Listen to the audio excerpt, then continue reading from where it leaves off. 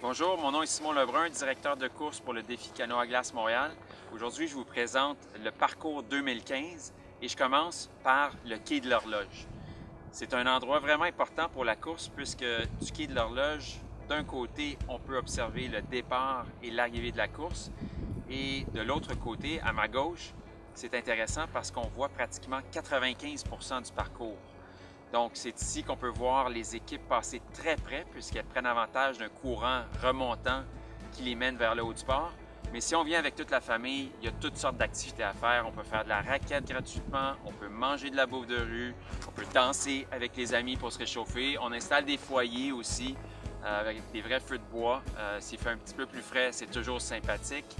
Et c'est le seul endroit où on peut écouter le commentaire en direct de deux commentateurs qui sont experts en canot à glace et qui vous animent la course en vous expliquant qui mène, qui doit rattraper les autres et qui vous parlent aussi beaucoup de l'histoire du canot à glace. C'est important de comprendre d'où ça vient. C'est un sport typiquement québécois.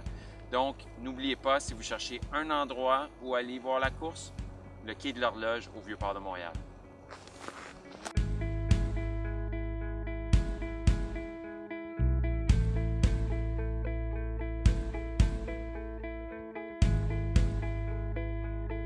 Touche numéro 1, le premier point de contrôle après le départ de la course. Un endroit spectaculaire parce qu'on est situé au fond du bassin Alexandra.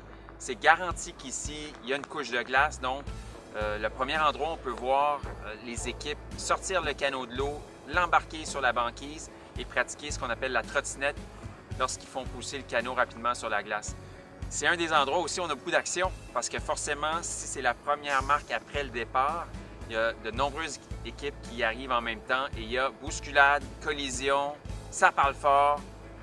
Des fois, on a une ambulance juste au cas où. Non, c'est une blague, mais c'est un autre endroit au fond du bassin Alexandra où c'est vraiment intéressant de regarder la course. Touche numéro 1.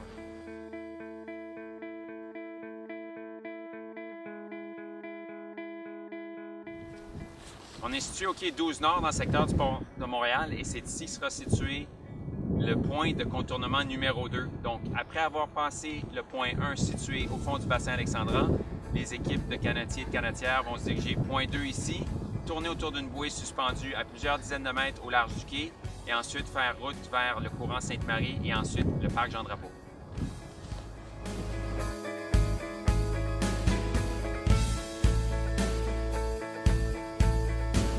Bonjour, on est au point de contournement numéro 3 situé sur l'île Sainte-Hélène au parc Jean-Drapeau.